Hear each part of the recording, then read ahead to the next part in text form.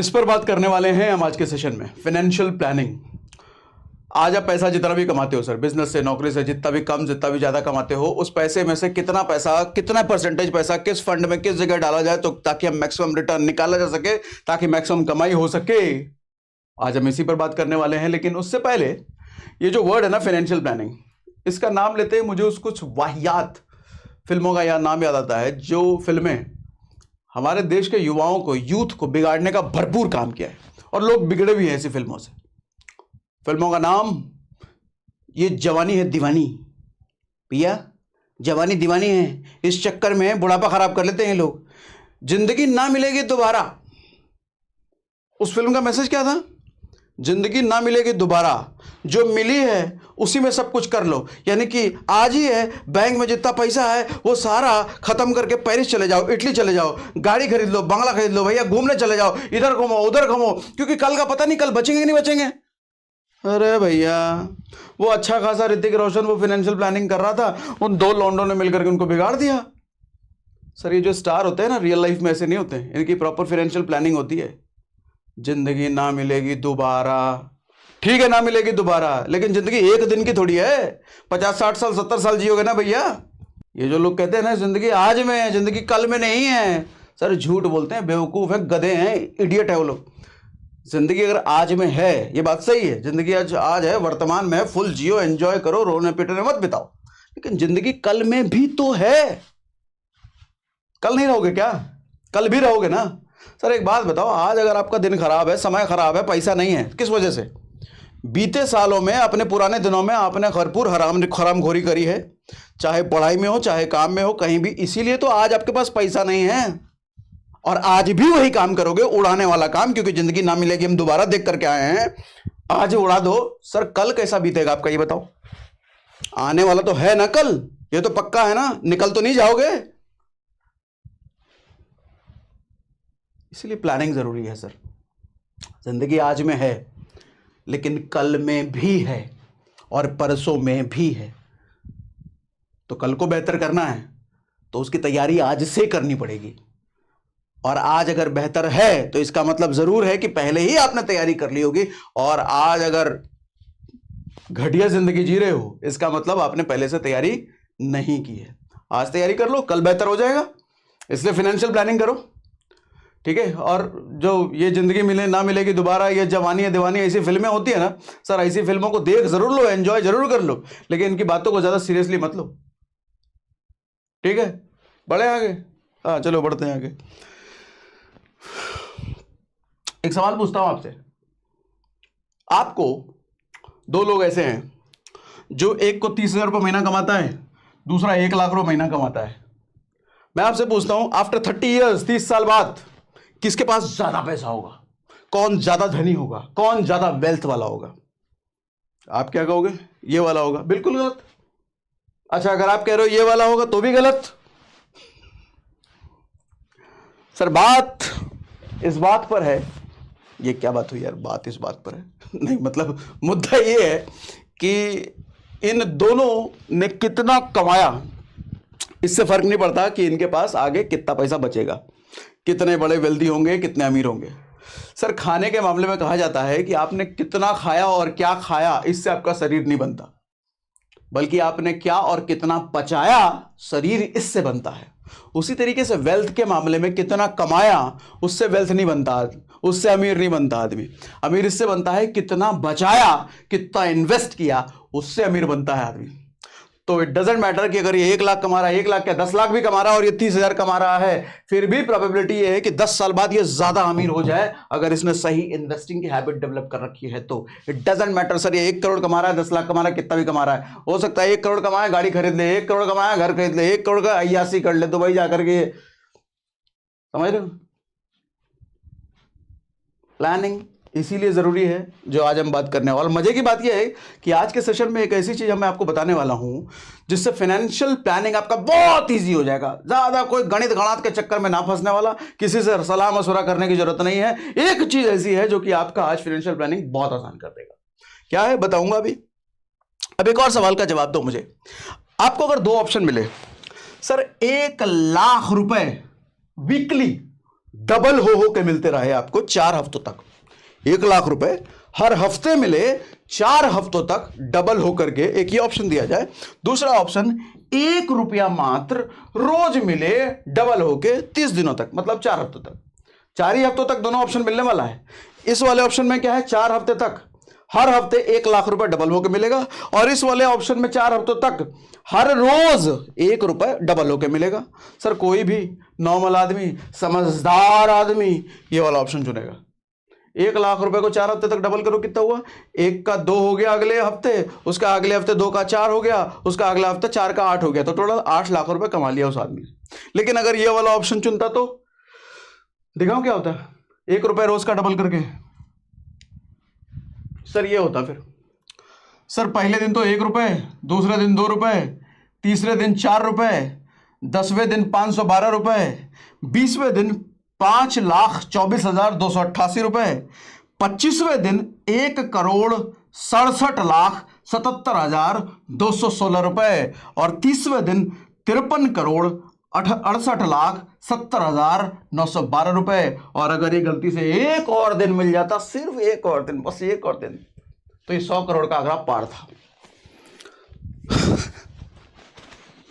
आदमी को लगता है क्या हो जाएगा, 2,000 रुपये बचा करके, 2,000 तो बचा रहे हैं, 1,000 बचा के क्या उखाड़ लेंगे, उससे अच्छा 1,000 रुपये का हम तो कपड़ा ना खरीद लें, जुतवा ना खरीद लें, अरे बचा थोड़ा मोबाइल ना ले लें, अगले साल हमको एक बाइक भी लेना है, KTM बाइक, 1-2 हज़ार रुपये बचा करके बाइक ना ले लें, थोड़ा कुछ कॉलेज में धाक जमेगा, ऑफिस जाएंगे तो मजा आएगा, बुलेट ले लेते। यही चलता है ना। क्या होगा 2,000 रुपये बचा करके, जब ज्यादा पैसा कमाने लग जाएंगे 2-3 करोड़ रुपए तब बचाएंगे, अभी तो हमारी इनकम कम है, अभी सैलरी कम है, अभी क्या बचाना, यही सोचते हो ना। सर यहां खेल सिर्फ 1 रुपए का था, 1 रुपया बचाते बचाते बचाते हुए कहां चले गए। हाँ खैर रियल लाइफ में इस तरीके से कंपाउंडिंग मानता हूं नहीं होता, इस तरह कंपाउंडिंग ऑप्शन नहीं मिलता, लेकिन इसके आसपास भी मिला तो कितना बड़ा ऑप्शन है मालूम। और ऐसे बहुत सारे ऑप्शन है, आज बताऊंगा आपको, डोंट वरी। कहाँ इन्वेस्ट करना है, कैसे इन्वेस्ट करना है, पैसे का कितना भाग किस पर डालना है, बताता हूं आज, रुको सब बताता हूं। फंड एलोकेशन सीखो सर। जितना फंड आपके पास आता है ना, मैं मान लेता हूं आज का सेशन में मैं एग्जांपल लूंगा 30,000 रुपये महीने का।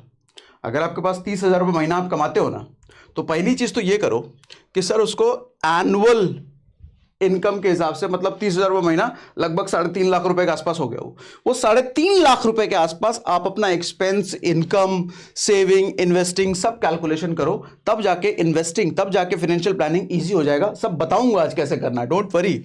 अच्छा यहां पे एक चीज है ना, मैंने 2 वर्ड लिखा है, सेविंग और इन्वेस्टिंग। अक्सर लोग इन दोनों वर्ड को सेम ही समझते हैं। पैसा बचाना, फिर है बचा लिए, बचाना बचाना बचाना।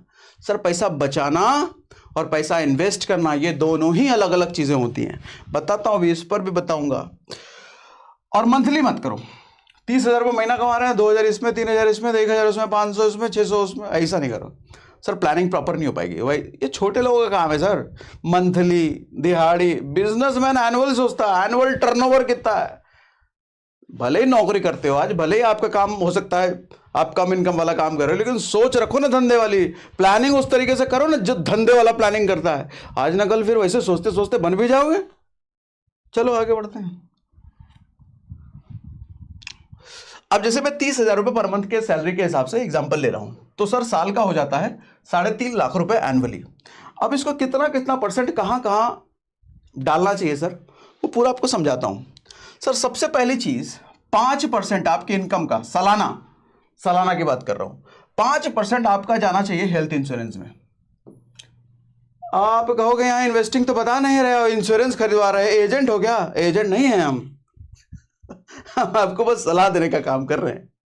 वैसे लिंक हमने डिस्क्रिप्शन में दे रखा है, हेल्थ का भी, लाइफ का भी, उससे खरीदो ना खरीदो भैया, कहीं भी जाकर खरीदो, अंडमान निकोबार में जाकर खरीद लो, बंगाल की खाड़ी में जाकर खरीद लो, कहीं भी खरीदो, लेकिन ये 2 चीज हेल्थ इंश्योरेंस और लाइफ इंश्योरेंस तो आपकी लाइफ में होनी ही चाहिए। कोविड में देखे ना, स्वस्थ आदमी कुछ नहीं है, निपट गया,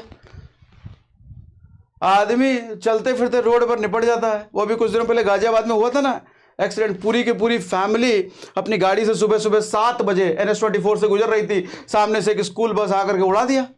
भाई सोचा भी होगा कि पूरी की पूरी फैमिली एक साथ निपट जाएगी। सर ना जिंदगी का कोई भरोसा, ना स्वास्थ्य का कोई भरोसा। अच्छे खासे हेल्दी आदमी रोज जो जिम करता है उसको हार्ट अटैक आ जाता है। जो रनिंग कर रहा है, इतने सालों से मैराथन दौड़ रहा है, वो हार्ट अटैक से मर जाता है। और आप तो कर भी नहीं रहे हो, आपको लगता है कुछ नहीं होगा। सर अगर हेल्थ पे आफत आई तो ये हेल्थ इंश्योरेंस बचा लेगा, लाइफ पे आफत आई तो लाइफ इंश्योरेंस बचा लेगा। लाइफ से रिलेटेड एक अपने पापा की स्टोरी सुनाऊं आपको। मेरे पापा का देहांत कैसे हुआ था, शायद मैंने आज से पहले कभी बताया नहीं, बता देता हूं। देखो जितनी जिंदगी कितनी अनसर्टेन है, मैंने तो अपने पापा की डेथ से सीखा कितनी अनसर्टेन है, किस किस तरीके से इंसान मर सकता है, ये समझो जरा। होता ये है कि मेरे पापा जो है हाईवे से जा रहे होते हैं बाइक से, स्प्लेंडर बाइक थी उस टाइम पे उनके पास, और मेरी उम्र उस टाइम पे 22 साल थी जब मैं जॉब किया करता था, मेरी पहली ही जॉब लगी थी। स्प्लेंडर बाइक से जा रहे थे, बारिश वारिश होने लग गई तो हाईवे के बगल में रोका उन्होंने, और वहीं पर थोड़ी दूर में मंदिर था, छोटा सा मंदिर। वहां मंदिर में जाकर के उन्होंने बारिश से बचने का आश्रय ले लिया। बहुत सारे लोग और भी रुके हुए थे उस मंदिर में। इतने में क्या होता है कि एक ऐसा ट्रक उधर से गुजर रहा होता है जिसका ब्रेक फेल होता है और वो उस मंदिर को उड़ाता हुआ चला जाता है। जितने भी लोग उस मंदिर में होते हैं कोई भी नहीं बचता। उसमें मेरे पिताजी भी थे। सोच सकते हो सर, मौत ऐसे भी होती है। सब कुछ ठीक है, बाइक से जा रहे हैं, काम चल रहा है, बारे बारिश हो रही है, मंदिर रुक लेते हैं, और किसी ने को सोचा हो कोई ऐसा ट्रक आएगा जो कि उसी मंदिर को उड़ा के चला जाएगा। जिंदगी इतनी अनसर्टेन है सर। और उसके बाद हुआ क्या, अब मेरी पहली जॉब लगी थी उस समय, तो मैं तो किसी तरीके से अपना ही गुजारा कर पा रहा था। अब ऊपर से मेरी माँ भी, मेरी छोटी बहन भी जो पापा के साथ उस वक्त रह रहे थे, तो उनका सब कुछ पापा ही देख रहे थे। एक बड़ी बहन है, उनकी शादी पापा कर चुके थे। अब चूंकि मैं अपना ही खर्चा अच्छे से नहीं चला पा रहा था, अब माँ और छोटी बहन की भी रिस्पॉन्सिबिलिटी आ गई। सर कैसे चलाऊंगा मैं, मुश्किल हो गया ना। लेकिन इस समय पापा का लाइफ इंश्योरेंस काम आया। उस लाइफ इंश्योरेंस की वजह से जो अच्छा खासा अमाउंट मिला ना सर, जिंदगी बहुत हद तक क्या मतलब बहुत सालों तक आराम से चली। उस बीच हमने भी मेहनत करके अपनी इनकम बढ़ाई, लेकिन समय मिल गया ना खुद पर काम करने का, समय मिल गया ना और इनकम बढ़ाने का। सोचो अगर वो ना मिला होता, अचानक से जिंदगी कितनी तितर बितर हो जाती। कोई भरोसा नहीं सर, हेल्थ शरीर का कोई भरोसा नहीं। आपकी जिंदगी में क्या लिखा हुआ है कुछ नहीं, किसी का नहीं भरोसा। इसलिए लाइफ को इतना ग्रांटेड मत लो। ग्रांटेड, हम तो अभी 70 साल तक आए, हमको क्या होगा, अरे वो मर गया ना, हम थोड़ी मरेंगे। अरे चिरंजीवी हो कि अमृत पी के आए हो। अब आगे बढ़ते हैं। 5% सर आपका हेल्थ इंश्योरेंस में जाना चाहिए। साल का मतलब 17,500 रुपए साल का, 3.5 लाख रुपए इनकम है सर, 17,500 आपके हेल्थ इंश्योरेंस का प्रीमियम जाना चाहिए। 3% आपका जाना चाहिए सर लाइफ में, लाइफ इंश्योरेंस में 10,500 रुपए बनता है ये साल का, ठीक है। अच्छा, इसीलिए मैंने महीने में नहीं लिया। अगर महीना लेता तो ये कैलकुलेशन मुश्किल हो जाता, क्योंकि ये प्रीमियम तो साल का एक बार जाता है ना। तो इसीलिए आपकी प्लानिंग हमेशा साल की होनी चाहिए, इजी हो जाएगा कैलकुलेट करना, नहीं तो कंफ्यूज रहोगे। 10% सर आपका जाना चाहिए इन्वेस्टिंग में। 10% कहां इन्वेस्ट करना है बताऊंगा।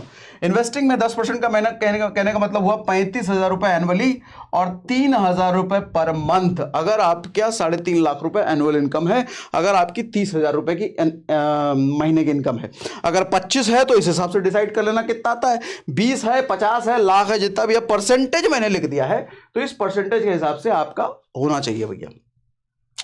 5% का ऐसा फंड होना चाहिए जिससे आप इमरजेंसी फंड क्रिएट कर रहे हो। ये इमरजेंसी फंड किस लिए होता है, जिंदगी जैसे हमने बताया अनसर्टेन है। जरूरी नहीं है कि हॉस्पिटलाइज होने की नौबत हो जाए, जरूरी नहीं है कि जिंदगी ही चली जाए। सर इन दोनों केसेस में तो आपको जिंदगी गई तो लाइफ इंश्योरेंस काम आ जाएगा, हॉस्पिटलाइज हुए तो हेल्थ इंश्योरेंस काम आ जाएगा।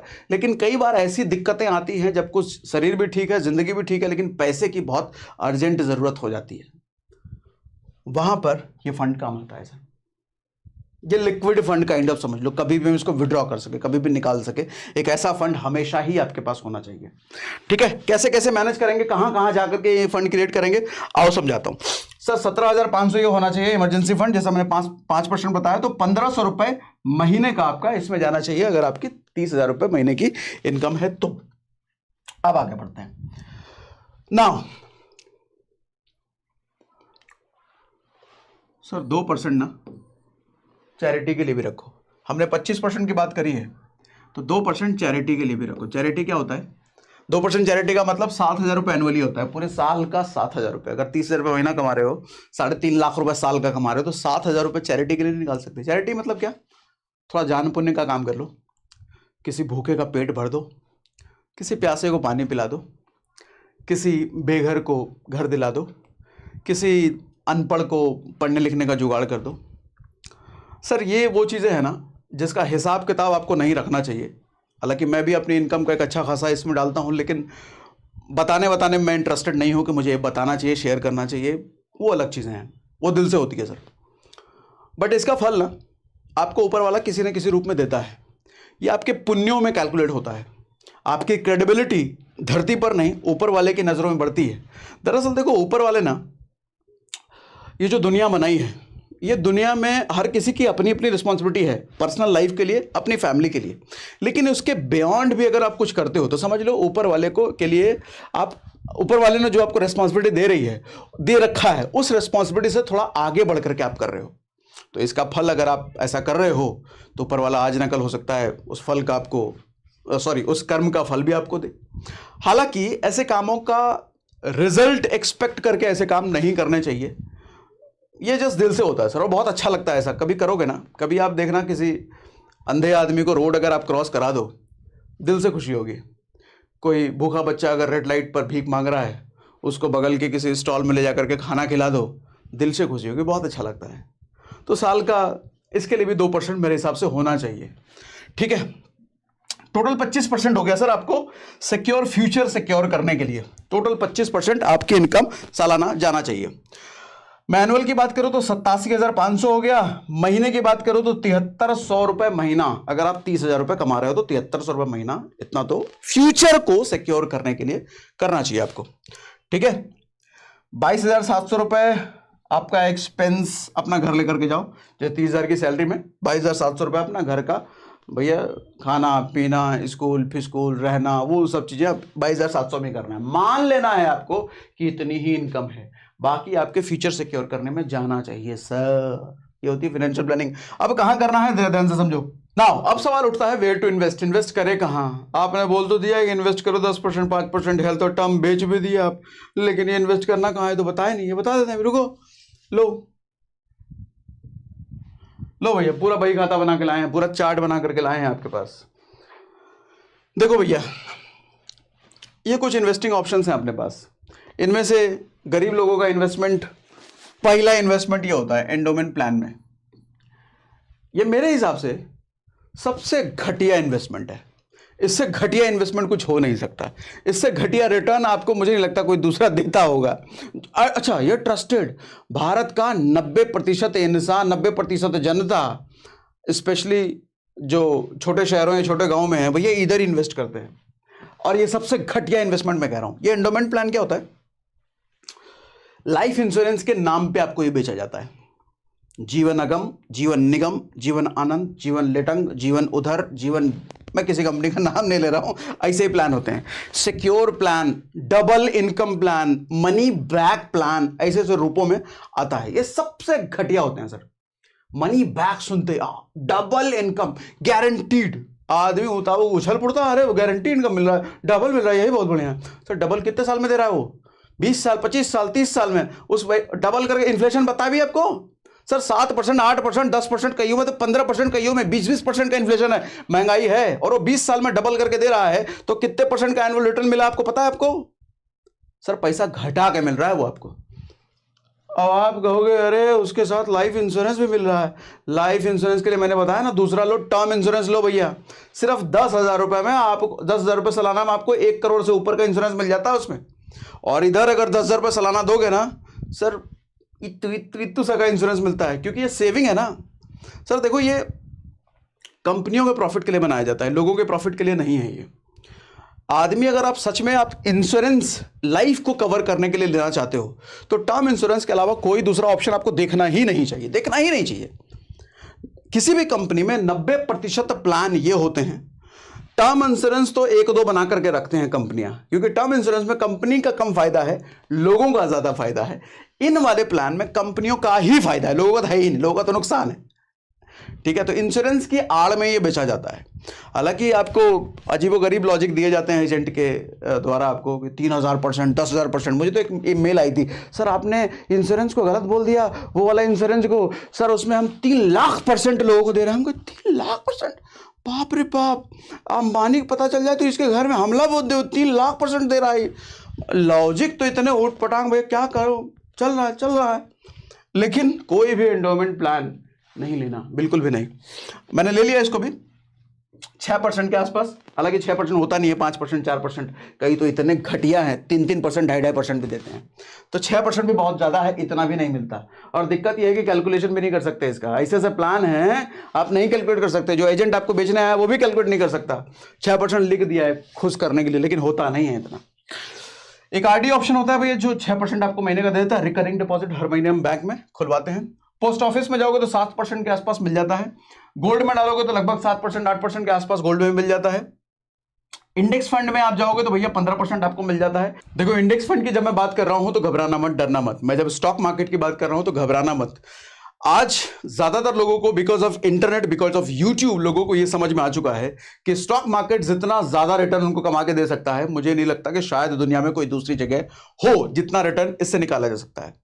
अब लोग ये जान तो चुके हैं लोग, फिर भी लेकिन डरते हैं इसमें इन्वेस्ट करने से, क्योंकि प्रॉपर नॉलेज नहीं होती, प्रॉपर ट्रेनिंग नहीं होती। उनको डर है कि उनका लगाया हुआ पैसा भी कहीं डूब ना जाए, जो कि सही डर भी है। अच्छा, इस डर को बढ़ावा और देते हुए कई सारे स्कैम्स भी चलते हैं। बहुत सारे टेलीग्राम ग्रुप्स ऐसे हैं जिनका कोई माई बाप नहीं, जिनको कौन चला रहा है किसी को कुछ नहीं पता।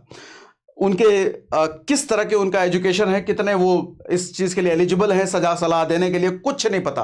वो ट्रेडिंग में आपको सलाह दे रहे हैं इतने पे खरीदो, इतने पे बेचो। स्टॉक में आपको रिकमेंड कर रहे हैं ये स्टॉक खरीदो, ये स्टॉक बेचो। और ज्यादातर केस में लोग उसमें लुटते हैं, बर्बाद होते हैं। इसलिए लोगों का डर और भी बढ़ जाता है। ऐसे केसेस में बहुत मुश्किल है किसी और के कहे पर स्टॉक इन्वेस्टिंग, अपना पैसा स्टॉक मार्केट में डालना बहुत रिस्की है। अब इस बड़ी समस्या का समाधान आपको देता है लिक्विड। लिक्विड एक ऐसा ऐप है, एक ऐसी कंपनी है जो कि सेबी रजिस्टर्ड है और आपको ये स्टॉक रिकमेंड करती है कौन सा स्टॉक खरीदना है, कौन सा स्टॉक कब बेचना है, कब खरीदना है, इनफैक्ट ट्रेड कब लेना है, कौन सा खरीद के कौन सा कब बेचना है, short term, long term, portfolio management, आपको सब कुछ करने में ये लिक्विड हेल्प करता है। और सबसे अच्छी बात जो मैंने कहा, सेबी रजिस्टर्ड है। सेबी कौन है भैया? स्टॉक मार्केट के माई बाप, स्टॉक मार्केट जिनको जो रेगुलेट करते हैं वो सेबी रजिस्टर्ड है। इस पर इसलिए इन पर ट्रस्ट किया जा सकता है, बाकी का तो कुछ भरोसा नहीं है। इनफैक्ट लिक्विड ने अब एक अच्छा ऑफर भी निकाला है। अगर आप इनका 999 का प्लान बाय करते हो तो ये आपको पूरे 1 महीने के लिए शॉर्ट टर्म इन्वेस्टमेंट के लिए स्टॉक्स रिकमेंड करेंगे। इनफैक्ट अगर आप ट्रेडिंग करना चाहते हो तो आपको ट्रेड्स भी रिकमेंड करेंगे। मजे की बात यह है कि पिछले 4 महीनों में इन्होंने अपने इन्वेस्टर को 130% का रिटर्न भी कमाया है। और मजे की बात ये सारे रिकमेंडेशंस आपको आपके व्हाट्सएप पर मिलेगा। इनके इस 999 प्लान के साथ साथ आपको इनके एक्सक्लूसिव वेबिनार का भी एक्सेस मिलता है, जहां पर ये आपको सिखाते भी हैं कि आपको स्टॉक मार्केट में एक्सपर्ट कैसे बनना है, सही इन्वेस्टिंग, सही ट्रेडिंग कैसे करनी है। स्टॉक मार्केट इन्वेस्टिंग की जर्नी को आसान बनाना है, ट्रेडिंग से पैसे भी कमाने हैं, तो लिक्विड में रजिस्टर करने का लिंक हमने डिस्क्रिप्शन में दे रखा है, तो रजिस्टर कीजिए और एंजॉय कीजिए। सो अब हम फाइनेंशियल प्लानिंग के ऑप्शंस पर बात कर रहे हैं। ये 5 ऑप्शंस मैंने आपके सामने रखे। ज्यादातर लोग जो इसमें इन्वेस्ट करते हैं, मैक्सिमम लोग तो भैया शुरुआत में ही इसको पकड़ लेते हैं और ये बड़ा लंबा लंबा प्लान होता है 15 साल 20 साल का, तो कुछ कर भी नहीं सकते। तो खैर हमने इसको भी ले लिया है। देखो अगर 5 साल के लिए हम ऑप्शन बात करते हैं, 5 साल के लिए अगर आप 3,000 रुपए, हमने बात क्या करी थी इन्वेस्ट कितना करना है भैया? 3,000 रुपए। तो 3,000 रुपए पर मंथ अगर हम 5 साल के लिए किसी एंडोमेंट प्लान में डाल रहे हैं, वो फर्जी वाला इंश्योरेंस, एकदम फर्जी 2 नंबर का, जो नहीं लेना चाहिए और ज्यादातर लोग वही लेते हैं। बढ़िया वाला है कौन सा है? Term insurance. कहीं से भी लो लेकिन टर्म लो, ये मत लो। लेकिन ले लिया तो क्या होता है? चलो 6% मान लिया, 5 साल में भैया ये आपको देगा 2.1 लाख, जो कि बिल्कुल नहीं देगा। ये क्या बात हुआ? मैं कह रहा हूं देगा, फिर कह रहा हूं बिल्कुल नहीं देगा। बिल्कुल नहीं इसलिए देगा सर क्योंकि मैं 5 साल की बात कर रहा हूं। इनका एंडोमेंट प्लान जो होता है 5 साल वो मनी बैक वाला ही होता है, जो कि 5 साल में देंगे। ज्यादातर प्लान तो आपको 5 साल में कुछ देंगे नहीं, ये 15 साल 20 साल वाले होते हैं। तो शॉर्ट टर्म वाला जो इनका प्लान होता है उसमें 6% भी नहीं मिलता है। उसका कैलकुलेशन अगर आप ढंग से निकालोगे तो 3.5%, 4%, जो कि आप कैलकुलेट कर ही नहीं सकते। एजेंट भी आपको कैलकुलेट करके नहीं बता सकता। अच्छा, एजेंट कुछ तीसरी दुनिया वाले, जैसे मैंने बताया ना, 3,000%, 10,000% कैलकुलेट करके आपको बता देंगे, जिसको वेरीफाई आप कर नहीं सकते क्योंकि इतनी नॉलेज एक आम इंसान को होती नहीं है। बट इन रियलिटी जो 5 साल के लिए होता है इनका 3.5% 4% के आसपास ही रिटर्न होता है। तो इसलिए मैंने नॉट रियल भी कह दिया, लॉकिंग होती है, पैसा लॉक रहता है। तो खैर 2 लाख मान लिया हमने, आरडी में डालते हो, ये एक अच्छा इन्वेस्टमेंट है। इसमें करना चाहिए नहीं करना चाहिए बताऊंगा अभी, चलो बता ही देता हूं यार। देखो सर, रिकरिंग डिपॉजिट वैसे तो आपको 6% दे रहा है, लेकिन ये मालूम किस लिए आता है? ऐसे ही नहीं आता है। लोग कहते हैं एफडी बेकार है, आरडी बेकार है। सर बेकार है ठीक है, कुछ टर्म्स में बेकार हो सकता है, लॉन्ग टर्म में बेकार हो सकता है, लेकिन शॉर्ट टर्म में इमरजेंसी फंड क्रिएट करने वाला जो मैंने बताया सर, इससे बढ़िया ऑप्शन नहीं है। इमरजेंसी फंड क्रिएट करना है तो सेविंग अकाउंट में मत रखो, घर में मत रखो, आरडी में डालो, रिकरिंग डिपॉजिट में। भले ही 6% दे रहा है, कुछ तो दे रहा है, ये इन्फ्लेशन के बराबर तो चल रहा है। इन्फ्लेशन भी 6-7%, ये भी 6-7%। तो आपका पैसा बढ़ भले ही नहीं रहा लेकिन मर भी नहीं रहा। सेविंग अकाउंट में रखोगे तो 4% आपका पैसा मर रहा है दिन ब दिन, घर में रखोगे तो वो वैसे ही मर रहा है। तो इसलिए अच्छा है, लिक्विड है, कभी भी आप निकाल सकते हो। इमरजेंसी फंड है ना भैया, कभी भी निकालने की जरूरत हमारे को चाहिए, पड़ सकती है। तो आरडी एक बढ़िया ऑप्शन है। 5 साल 2 लाख रुपए 2.1 लाख मिलेगा सर। पोस्ट ऑफिस आपको देता है 7%, 2.16 लाख अगर 5 साल के लिए छोड़ोगे। अब आप ये मुझसे पूछ सकते हो सर पोस्ट ऑफिस 7 दे रहा है, आरडी 6 दे रहा है, तो मैं पोस्ट ऑफिस को क्यों नहीं कह रहा हूं इमरजेंसी फंड क्रिएट करने के लिए? रीजन ये है कि सर पोस्ट ऑफिस भी आज के टाइम में आसान हो चुका है पैसा विड्रॉ करना, लेकिन आरडी जितना नहीं है। आप बहुत इजी है, आपके मोबाइल ऐप में ये ऑप्शन मिल जाता है। पोस्ट ऑफिस का मोबाइल ऐप ऑप्शन मिला है कि नहीं मिला है मैंने आज तक नहीं देखा, क्योंकि मैं इसमें इन्वेस्ट करता नहीं हूं। ठीक है, तो वो देख लेना। मेरे हिसाब से ये आसान है, पैसे विड्रॉ करना ही आसान है, रात बिरात कभी भी निकाल लो। इसमें थोड़ा ये मुश्किल है, इसीलिए मैंने बोला। और वैसे भी देखो, इमरजेंसी फंड शॉर्ट टर्म के लिए होता है, लॉन्ग टर्म के लिए तो फिर हम उधर जाएंगे इंडेक्स फंड की तरफ। शॉर्ट टर्म की बात जहां है, तो शॉर्ट टर्म में देखो ना, 5 साल में 2.1 लाख मिल रहा है और इसमें 2.16 लाख मिल रहा है, तो बहुत ज्यादा डिफरेंस नहीं है। पर्पस क्लियर होना चाहिए सर। पर्पस देखो, इमरजेंसी फंड है, पर्पस ये इन्वेस्टमेंट नहीं है। इन्वेस्टमेंट के पर्पस में मैं उधर जाऊंगा, आता हूं उस पर भी, रुको। ठीक, गोल्ड में डालोगे तो भैया भी वही 7% के आसपास। हालांकि गोल्ड भी मैं तो इन्वेस्ट नहीं करता गोल्ड में, बहुत रीजन है, कभी डेडिकेटेड वीडियो बना दूंगा गोल्ड पर, तो उसमें समझाऊंगा गोल्ड में क्यों इन्वेस्ट नहीं करते। ये बेस्ट है सर। इंडेक्स फंड, मैं म्यूचुअल फंड की बात नहीं कर रहा। इंडेक्स फंड और म्यूचुअल फंड में क्या डिफरेंस है? म्यूचुअल फंड एक एक्टिव इन्वेस्टमेंट होता है और ये एक पैसिव इन्वेस्टमेंट होता है। क्या फर्क है? ये क्या नाम ले लिया भैया, एक्टिव पैसिव, ये क्या होता है बताता हूं सर। म्यूचुअल फंड में अलग अलग कंपनियों के स्टॉक्स को चुना जाता है, वो एक्सपर्ट्स होते हैं म्यूचुअल फंड मैनेजर जो कि चूज करते हैं। आप उन कंपनियों को अपना पैसा देते हो, वो डिसाइड करते हैं किस किस कंपनी में पैसा डालना है। तो वो जब डिसाइड कर रहे हैं तो रिस्क भी एसोसिएट हो गया। वो जो डिसाइड कर रहे हैं, अगर कंपनी अच्छा परफॉर्म नहीं करी तो हमारा पैसा डाउन जाएगा। लेकिन यहां पर कोई चूज नहीं करता कि कौन सी कंपनी में इन्वेस्ट करना है, कोई चूज नहीं करता, तो कहां चला जाएगा पैसा? सर इंडेक्स है ना, इंडेक्स का मतलब भारत की टॉप की 50 कंपनी। निफ्टी में भारत की टॉप की 50 कंपनी, टॉप की। अब देखो, ये टॉप की 50 कंपनियों का मतलब क्या समझ रहे हो आप? सर बैंक की बात करो तो एचडीएफसी, एसबीआई, आप अगर ज्वेलरी की बात करो तो टाटा, आप अगर वो रिलायंस की बात कर लो, एफएमसीजी की बात कर लो, ब्रिटानिया, ये सब कंपनियां किस तरह की हैं? सर ये सब कंपनियां आपको लगता है कभी डूबेंगी? सर अगर ये कंपनियां डूबने पर आई ना, तो मतलब इकोनॉमी हिल जाएगी, समझ लो। भारत की इकोनॉमी का एक बड़ा हिस्सा इनकी वजह से है। तो हाँ, उतार चढ़ाव सब कंपनी में आते हैं, कितनी भी बड़ी कंपनी हो उतार चढ़ाव तो सब में आएगा, ऊपर नीचे सबसे चलेगा। लेकिन 10 साल 5 साल का ग्राफ अगर देखोगे तो ये कंपनियां ग्रोइंग होती हैं और बहुत बड़ी बड़ी कंपनियां हैं। तो इंडेक्स का मतलब क्या? इन बड़ी बड़ी कंपनियों में इन्वेस्टमेंट। हाँ, ये हो सकता है कि मैंने 15% लिखा है तो हो सकता है 14 मिल जाए, 13 मिल जाए, या ये भी हो सकता है कि 15 का 17 मिल जाए, 18 मिल जाए, ये भी हो सकता है। लेकिन ऐसा कभी नहीं होगा कि 15 का 5 मिल जाए, 15 का 0 हो गया। सर इंडेक्स की बात कर रहा हूं, टॉप कंपनियां हैं वो। तो लोग पूछ देते हैं ना, सर ये सब तो सिक्योर हैं, सेफ हैं, ये कितना सेफ है, ये कितना सिक्योर है? सर ये भी सेफ है, ये भी सिक्योर है अगर लॉन्ग टर्म में जा रहे हो तो। शॉर्ट टर्म में मान सकता हूं, आपने एचडीएफसी बैंक में इन्वेस्ट कर लिया, टाइटन ज्वेलरी में इन्वेस्ट कर लिया, या ब्रिटानिया में इन्वेस्ट कर लिया। अभी आपने 1 लाख रुपए डाला, अगले साल हो सकता है आपका 1 लाख रुपए से कम 80,000 या 90,000 आ जाए, मान सकता हूं, होता है, बिल्कुल होगा। हर कंपनी में उतार चढ़ाव तो होता है। लेकिन लॉन्ग टर्म में 10 साल 15 साल 20 साल का जब आप हॉरिजॉन लोगे सर, ऐसा कभी नहीं होगा कि आज आपका 1 लाख है और 20 साल बाद भी 1 लाख या 80 हो ही नहीं सकता। इतनी बड़ी बड़ी कंपनियां हैं, ये ग्रो करेंगी करेंगी सर। आज का 1 लाख, 1.5 लाख, 2 लाख, 3 लाख, 5 लाख, उससे कहीं ज्यादा होता है। पिछला 20 साल का रिकॉर्ड उठा करके देख लो ना किसी भी इंडेक्स वाली कंपनी का। गूगल में लिखो टॉप 50 कंपनी ऑफ निफ्टी 50, पूरी कंपनी की आपको लिस्ट मिल जाएगी। उस कंपनियों का पिछला 10 साल, 15 साल, 20 साल का ग्राफ उठा करके देख लो, समझ में आ जाएगा। ठीक है, तो अब हम बात करते हैं 10 साल का। 10 साल अगर इस वाले प्लान में जाते हो भैया, 4.94 ये आपको दे रहा है। आरडी आपको देता है 4.94, क्योंकि 6 हमने दोनों में लिया है। इसमें तो मिलेगा ही नहीं ना, जो मैंने पहले बता दिया, लिख दिया है संतुष्ट करने के लिए। पोस्ट ऑफिस आपको देता है 5 लाख रुपए। गोल्ड आपको भी 5.2 देता है। इंडेक्स फंड में अगर आप जाओगे 15% के हिसाब से मैंने लिया है तो 8.36 लाख आपको मिल जाता है। सर 20 साल के लिए अगर आप जाते हो तो ये आपको 14 लाख देता है, ये भी आपको 14 लाख देता है, ये आपको 15.7 देता है, ये भी आपको 15.7 लाख देता है, और ये देता है 45 लाख। 45 लाख। सर 30 साल के लिए अगर आप जाते हो तो ये आपको देगा 30 लाख रुपए, ये आपको देगा 30 लाख रुपए, ये आपको देगा 36 लाख रुपए, ये आपको देगा 36 लाख रुपए, लेकिन ये देगा 2 करोड़। 7 और 15 में कितने का डिफरेंस? डबल के परसेंटेज का। लेकिन रिटर्न में देखो 36 और 2 करोड़, डबल नहीं है सर, बहुत ही ज्यादा है। ये खेल है लंबे समय तक इन्वेस्टिंग का, ये खेल है कंपाउंडिंग का, जिसका फायदा आपको लंबे समय में ही मिलता है, शॉर्ट टर्म में नहीं मिल सकता। ठीक, 40 साल के लिए अगर आप जाते हो तो यहां मिलेगा आपको 60 लाख, यहां भी मिलेगा 60 लाख, यहां आपको 79 लाख, यहां 79 लाख, लेकिन यहां 9.7 करोड़। सर यहां 5 गुने का डिफरेंस था, लेकिन यहां देखो कितने गुने का डिफरेंस हो गया।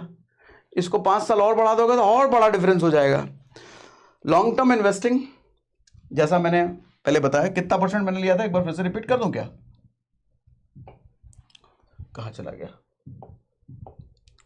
हाँ सर, 10% आपकी इन्वेस्टिंग होनी चाहिए और 5% आपका इमरजेंसी फंड होना चाहिए।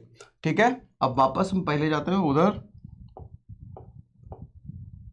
हाँ सर, 5% जो इमरजेंसी फंड क्रिएशन वाला है, मेरे हिसाब से ये सबसे बढ़िया ऑप्शन है, और 10% जो हमने इन्वेस्टिंग वाला बोला, ये सबसे बढ़िया है। चूंकि मैं इंडेक्स फंड की बात कर रहा हूं, म्यूचुअल फंड की बात नहीं कर रहा, ये दोनों ही अलग हैं। ठीक है, इंडेक्स फंड मतलब फिक्स है, टॉप की 50 कंपनी। म्यूचुअल फंड कहीं भी किसी भी जगह हो सकता है। ठीक, तो हो गया कि और भी है भैया? देखें आगे, इतना ही है, पूरा समझे कि नहीं समझे? अच्छा एक बात और, मैं जब लोगों को कहता हूं ना कि 20 साल, 30 साल, 40 साल के लिए इन्वेस्ट करो, तो आदमी का मालूम कंसर्न क्या होता है? कहता है इतने साल तक हम बचेंगे, नहीं बचेंगे तो फिर क्या होगा? फिर मैं कहता हूँ टर्म प्लान ले लो, नहीं बचोगे तो कम से कम फैमिली को पैसा तो मिल जाएगा।